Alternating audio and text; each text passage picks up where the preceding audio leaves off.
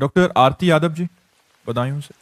राधे राधे महाराज जी। महाराज जी, मेरा प्रश्न है कि मैं भगवान शिव जी की भक्त हूँ, विरागी हैं महाराज जी वे। तो अगर मैं उनसे अच्छा घर, गाड़ी और पैसे कमाने की इच्छा रखती हूँ तो मैं गलत तो नहीं कर रही महाराज जी? रावण को लंका किसने दी थी?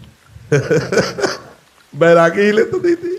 अरे आप चिता भस्मा लेपो गरल वस्त्रम दिक्पट धरो जटाधारी कंठे भुजगपति हारी पशुपति, लेकिन उनके मित्र है कुबेर जो चरण सेवक है। भगवान शंकर का सख्य भाव स्वीकार करते हैं कुबेर, तो त्रिभुवन का धनी बना दिया। कई बार कैलाश को उठाकर अपनी भुजाओं से भगवान शिव को प्रसन्न कर लिया, तो लंका प्रदान कर दी। पूरी सोने की थी, पूरी ईंट नहीं लगी हुई थी, केवल स्वर्णमयी लंका थी। ये महाराज लगाते चिता की भस्म है, लेकिन देते खूब माल है। आप चिंता मत करो, ये मत समझो कि बट वृक्ष के नीचे रहते हैं, चिता की भस्म लगाते हैं, सर्पों की माला पहनते हैं। इनके पास क्या है? ब्रह्मा भी चरण वंदना करते हैं, सनकादि चरण वंदना करके जिनके सामने बैठते हैं वो भगवान शिव है। आप चिंता न करो कि वो वैरागी हमें कैसे देंगे, वो वही सब वैभव देते हैं। वैभव शिव ही देते हैं। हरि तो जब कृपा करते हैं तो सब वैभव छीन लेते हैं। वैभव तो शिव जी ही देते हैं। आप चिंता न करो, बहुत ठिकाने से लगी। अगर वैभव चाहिए तो शिव शिव रटो और उनकी सेवा करो। सही बात कहते हैं, जब भगवान कृपा करते हैं तो अंदर से वैभव का राग हटा देते हैं। वैभव तो बना रहे, लेकिन वैभव का राग नष्ट हो जाता है। हरि जब कृपा करते हैं तो वैभव का राग नष्ट कर देते हैं, जो बंधन कारक है। भगवान शिव को एक नाम दिया गया है, औढ़रदानी। कुछ विचार नहीं करते। वो एक वृकासुर नाम का राक्षस था, दैत्य। उसने नारद जी से पूछा कि जल्दी प्रसन्न होने वाले भगवान का नाम बताओ। उनका भगवान शंकर, क्योंकि एक नाम आशुतोष है। आशुतोष माने शीघ्र प्रसन्न होने वाले।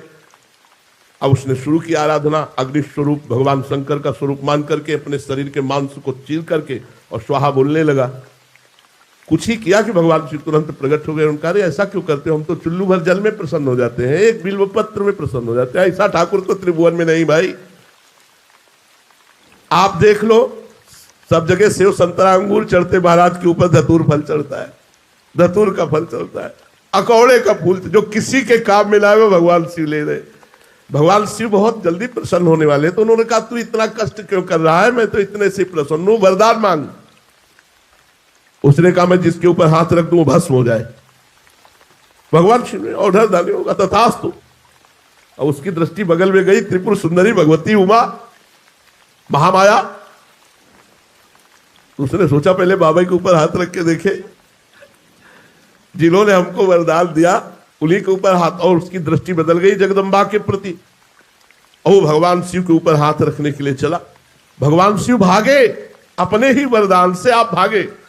और वो पीछे वृकासुर लगा, जिसे भस्मासुर कहते हैं, और आगे भगवान शंकर। भगवान शंकर ने कहा ये मायावी है, पिंड तो छोड़ेगा नहीं, चाहे जिस लोक में भाग के जाए। तो अब भगवान श्री कृष्ण को पुकारा कि यार अभी समस्या में तुम ही समाधान करो, नहीं तो हम फंस गए। भगवान एक ब्रह्मचारी का वेश धारण करके बीच में एकदम आ गए और कहा नमस्कार वृकासुर जी, नमस्कार। इतने प्रेम से नमस्कार कहा कि वो रुक गया। कहा भाई आप कहां दौड़ रहे हैं? बोले शंकर जी इनके पीछे क्यों? बोले बात यह कि इन्होंने वरदान दिया है हमको कि जिसके ऊपर हाथ रख दे वो भस्म हो जाएगा, तो मैं इनके ऊपर हाथ रखकर इनको भस्म करके पार्वती को ले लेना चाहता हूं। अरे बोले यार, दक्ष ने श्राप दे दिया है, इनके पास कोई सामर्थ्य नहीं, हाथ रख के देखो अपने ऊपर, अगर झूठ निकले ना दोनों मिलकर बस हो गया। चतुर खिलाड़ी भगवान श्री कृष्ण चंद्रजू ने एक सेकेंड में समस्या का समाधान कर दिया।